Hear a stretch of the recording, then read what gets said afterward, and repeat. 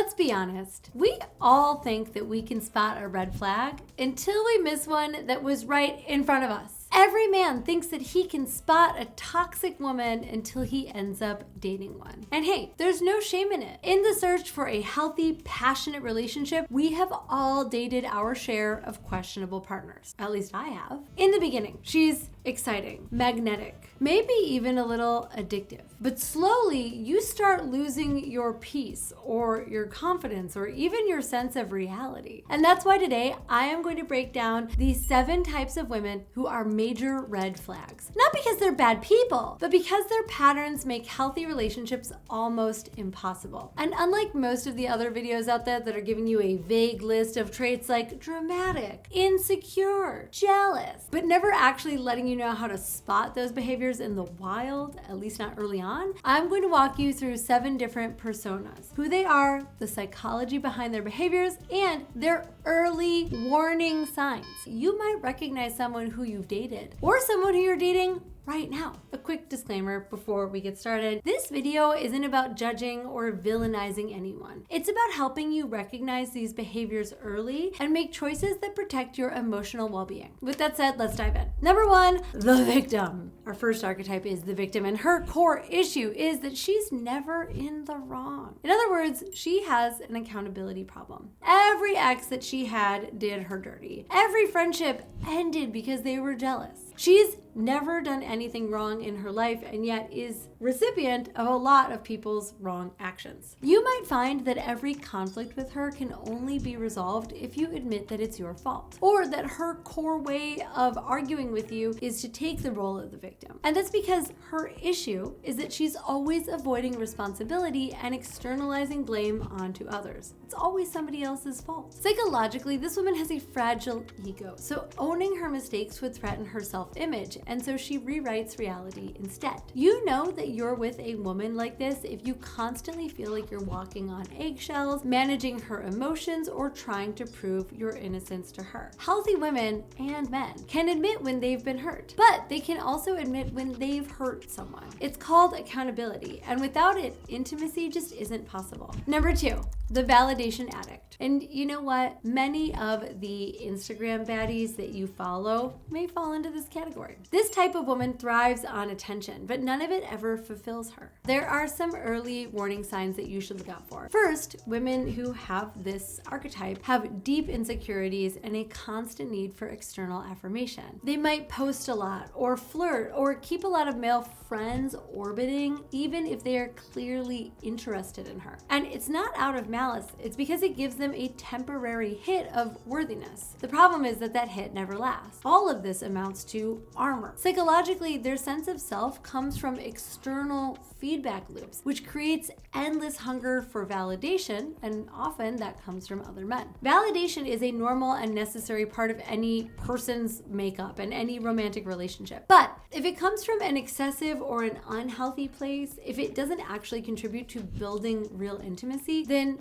it just builds performance. And you can't be in a healthy relationship with someone if you're constantly vying for validation, either from your partner or from others, especially when it comes to things that are temporary, like your looks or sexiness. Healthy women can and do enjoy attention, and it's healthy to celebrate yourself and what you look like, even if it's online. But if that is what she relies on to feel worthy and whole, then it could lead to a whole bunch of other issues, including issues around boundaries, which is a serious problem. And by the way, before I continue, if you've ever found yourself caught in these kind of relationship patterns where you're constantly overgiving, over-explaining, or taking responsibility for someone else's emotions, there is a reason for that. And we don't just attract people at random. We attract people who match our level of awareness. And the more that you understand yourself, your desires, your boundaries, your triggers, the less likely you are to end up in these cycles again. Now, this is exactly why I wrote my book, Harder, Better, Longer, Stronger. Yes, it is a book about performance, but it's really more than anything about self-awareness and emotional mastery and learning how to show up as a man who leads with both strength and clarity. When you grab this book, you will also get access to a free guided workbook that will help you to apply all of these lessons directly to your own relationships so that you can stop repeating old patterns and start building real, secure attraction. Go to hblsbook.com educator.com to learn more and get all of the bonuses. Now, let's continue to number 3, the withholder. She expects you to just know. She acts like she's fine when she is not, in fact, fine. And then she punishes you for not figuring it out sooner. This kind of behavior isn't a mystery. At its core, it's a lack of emotional maturity. And it all comes down to avoiding vulnerability. Psychologically, these people were taught that conflict or asserting yourself is unsafe. And I get it. Even for the best of us, saying what you want and what you need from a person can be scary because it involves risk. But instead of taking that risk, the withholder makes you guess what she's thinking and punishes you when you don't get it right. And the result is that you're always trying to decode instead of actually connecting. Withholders are often too afraid to ask for what they need, and so they play games instead. In doing so, cause both of you to lose. Learning to communicate clearly, compassionately, and effectively is one of the key pillars of any healthy person in any healthy relationship. And it is a skill that is severely lacking in this archetype. Healthy communication can be uncomfortable. It can be vulnerable.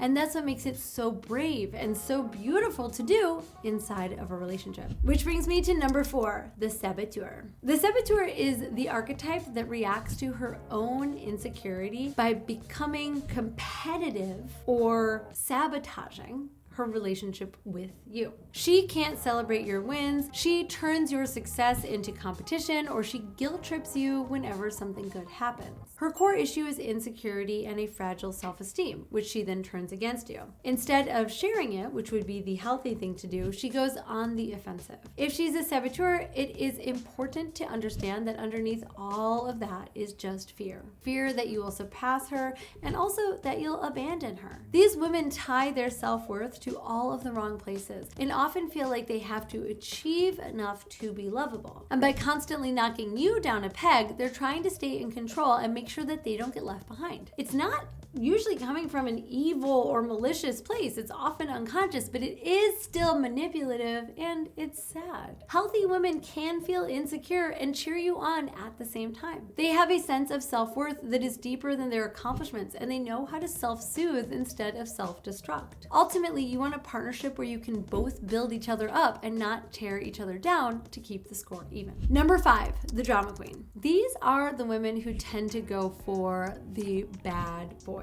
Or they tend to go for a good guy, but then they try to twist him and make him into something he's not. They always want to be kept on their toes, and if you are not providing enough drama, then she will take matters into her own hands. The core issue with these women is that they are addicted to the chaos cycle. They don't feel comfortable in peace, so instead they create emotional spikes in order to keep things interesting. Their nervous systems can get so dysregulated that they mistake peace and a healthy relationship for boredom. Psychologically, peace can start to feel like emptiness, and only a hit of drama can fill the internal void. And it's not because they're crazy. Let's get over that idea. It's because they were never properly shown a model in which love meant peace, in which love felt like stable and quiet. These women equate intensity with love. And although we all want to feel like sparks are flying in our relationship, a healthy partnership also has a level of consistency and safety as its baseline. It's a hard lesson to learn, but it's one that she'll have to learn for herself. If you're dating this kind of woman, just keep in mind that the only peace you can protect is your own. Number 6 is the controller. Her core issue is that she needs to be in charge of everything. Who you see, what you do, and how you spend your time. She might dress this up as boundaries, but that's just therapy speak. It's not adequately,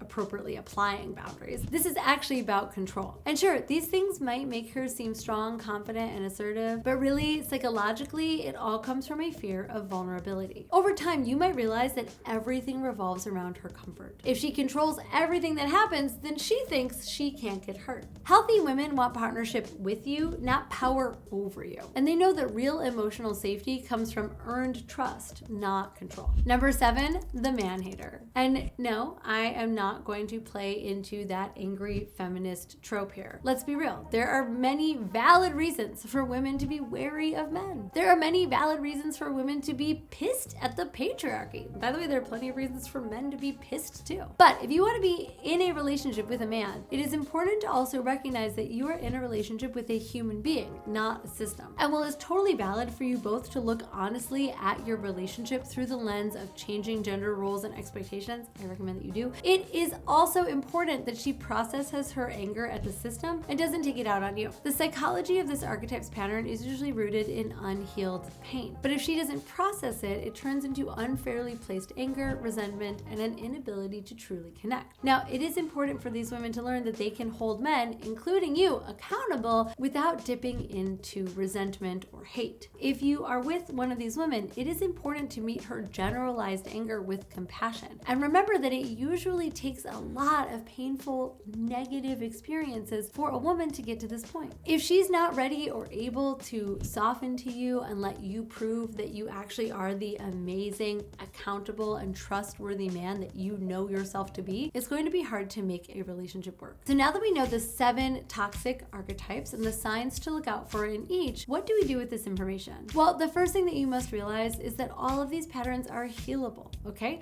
We all carry our own trauma and our emotional baggage. It is just a part of being human. And now all of these are caricatures of these traits. No person is really just one of these. Actually, we have the potential to have all of these traits, whether we are male or female. And if we truly love someone and see a healthy future with them, then supporting them through their healing becomes a shared journey. But that only works if they want to grow, if they are interested in taking accountability, if they are actively attempting to work through their patterns. Because healthy relationships aren't about fixing someone, they're about growing together and supporting each other in that journey. If you've ever dated one of these archetypes, that isn't random. It usually means that you are replaying patterns that you learned early in life. And the more that you understand your patterns, the easier it becomes to break them and start choosing partners who are actually good for you. And I cover all of that in my book, Harder, Better, Longer, Stronger. It's not just about sexual performance. It's about emotional clarity, confidence, and understanding why you're drawn to certain dynamics in the first place. And when you grab this book through hblsbook.com,